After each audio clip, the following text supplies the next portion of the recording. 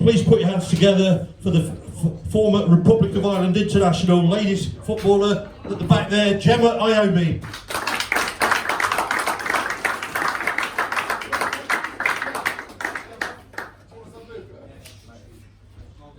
Brilliant, Jemma. Nice to have a lady international up here before. We've had one or two male stars in terms of Gary Birtles and John Robinson internationals, but we've never had a female international before. So this is a bit of a first for the club. So I'm honoured to have you up here. Can I just ask you first of all how you got into football?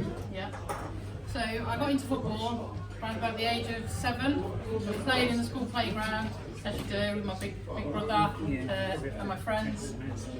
And then one of the teachers actually thought that I was a really good player, or sort of showing the boys up, and back then, I'm 37 now, back then there wasn't many sort of good female athletes that we could aspire to, so they asked me to join the boys team. I was playing in the boys team, scoring 10 goals a game, showing up the lads, and then a scout from Villa Ladies came and asked me to join, and I wasn't quite old enough. I needed to be 10 to join the team. I was only 7. So I started training with them, and then as soon as I got to the age of 10, they signed me on, and I stayed there until I was 16. And then I sort of went on from there, but that's how it started. And one of the things that sticks out, I've obviously done a little bit of research. I spoke to Boatsy, who knows you quite well, and I could go through your clubs because you've had a few, but Republic of Ireland International says everything. First of all, you've not got an Irish accent, so can I ask you how that came about? Yeah, I'm a Brummie, born and bred. I've got an Irish father and Italian mother. So I started actually with England under 15s. Right. My dad said to me, I would love it if you played for Ireland. So it was a no-brainer then. I needed to please my dad, so Republic of Ireland it was, unfortunately. Did you, defensive midfielder, would that be the fair way of describing your role? Did you manage to get forward and get any goals? Yeah, I mean, when I played for Aston Villa, I scored 40. My best season was 45 goals in one season. Wow. So although I was a defensive midfielder, I scored quite a few from the halfway line. I had this ability to just be able to... A bit like Boatsy's son then? Yeah, pretty much, yeah. although Charlie's goals were much better than mine. And you had a spell with Nottingham Forest ladies. That'll obviously resonate to a lot of people here, but there's quite a few Forest fans here. I think there's a number who's down here for the game going to Forest tonight. So tell me about your time at Nottingham Forest. Is it 3 years you were at Forest? Oh, I was there about 5, maybe even 6. That Forest was I enjoyed Forest the most. Out of all my clubs, Forest was where my heart was. Achieved quite a bit there, won the Premier League Cup. I became captain, and to be honest, it was definitely my best spot. And that's where I then sort of became fully fledged into the Republic of Ireland team, obviously playing so well for Forest. I don't know how many of you can remember, but Jemma played in the charity match, and I understand she's back this year. She played in the charity match down here, and a lot of people, am I right, folks? She said she was the best player on the pitch by a country mile, so you got a lot of praise that day. You score as well in that game, yeah? Scored 2, yeah. 2? Yeah. Brilliant. We've got the charity chief, Paul Lowe, here as well. He'll be pleased. Is she on Paul's team or the Carlton team? Oh dear, oh dear, oh dear. So we welcome you back for the charity match. That's fantastic. Little story. Dave Hodgson was telling me this earlier on, and this is quite a strange one. I understand there's a connection to Ozzy Osbourne. Can you tell me a little bit about that? Yes, my uncle is the famous guitarist for Black Sabbath, Tony Iommi. So, really? Yes, he's my uncle. And the people say, I can tell once I say it, or black hair, skin tone, Tony.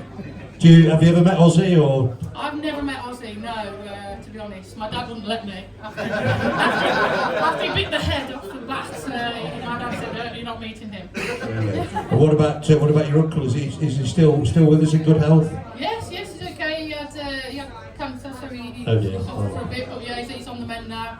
Still see him at sort of family functions. Yeah, brilliant. So, there was a connection with Black Sabbath, and that's pretty big actually. What about your football career? I'm obviously going to ask you your best moment, your worst moment. Do you want to start with, you pick which you want to do first. Start with my worst, I'll get that one over and done with. So my worst moment was, I was playing for Forest against Coventry. We had to win. To stay in the league, to stay in the Premier League. 2 minutes left, we had a penalty to win the game. I stepped up to take the penalty, scored every penalty I've ever taken, and unfortunately I missed and got relegated. Oh my God. And it broke my heart. It really did took some coming back from that. I was distraught for a long time. Yeah, I can imagine that. We've had a playoff here, and a few years ago, a lad called Rob Dawkins missed the penalty. I think it was 8. I can't remember what it went to. Was it 8-7, Alan? 7-6. It went on and on and on. And Rob Dawkins, probably, I think, one of our best players, certainly. Player of the year. There you go. I'm trying to remember the thingy, and he missed the penalty, and that's a pretty difficult thing to take. What about your best moment then? What winning trophies, that kind of thing? Your Republic of Ireland debut. What sticks in your mind? I think my Republic of Ireland debut definitely was probably my proudest moment. My parents were there watching as well. I was in America when the USA had just come back and they were doing their Olympic sort of tour, playing against different nations, and that's where I made my debut in front of, I think it was about 86,000 people in the USA. So, yeah, fantastic. Yeah, and it's nice to see you in civilian clothes. Last time we were down here, we met you a few weeks ago when you came down and kindly agreed to do this for us, and a squad car pulled up and you got out, and so career in the police force then, and I'm told by Boatsy you're doing really well. What first of all, what brought about going into the police force, and how are you doing? Yeah, really well. I've been in the police force now for Knox for 3 years. So the reason I wanted to become a police officer when I retired from playing football was to actually do something good and to use my status as a police officer to do that. So football gave me a lot of opportunities as a young child. You know, I grew up with nothing. I was wearing my brother's trainers, and I've seen how many kids, I can sort of relate to how many kids are similar to myself, and being a police officer comes a lot of responsibility and a lot of power, in the sense that we can make a difference, a positive difference to those young people, and that's why I wanted to do it. So a lot of your role, your emphasis on a personal level is a lot about community, helping the community and that kind of thing. Yeah. Are you soldiering now? I am, yeah. Brilliant. I passed, funnily enough, don't know how I managed to pass it, but there's something called the fast track scheme where I went to the National Assessment Centre. Only 2% of police officers nationally pass it, and somehow I managed to pass it, which means I want accelerated promotion. So hopefully in the not so distant future I'll become an inspector as well, which gives me a greater opportunity to make a bigger difference. That's fantastic. And the football team, no doubt you're playing for the police as well, yeah? Yeah, so the Great Britain Police. How are they doing? Not too bad. We're going to Norway in June for the European Championships. I don't tell Boatsy and Graham, they'll be out there. We'll see them again for the rest of the summer. Yes, please do come across. I'm looking forward to that. That'll be good. Hopefully we can do something decent there. That's brilliant. Well, Jemma, we're absolutely honoured and proud to have you here as our special guest today.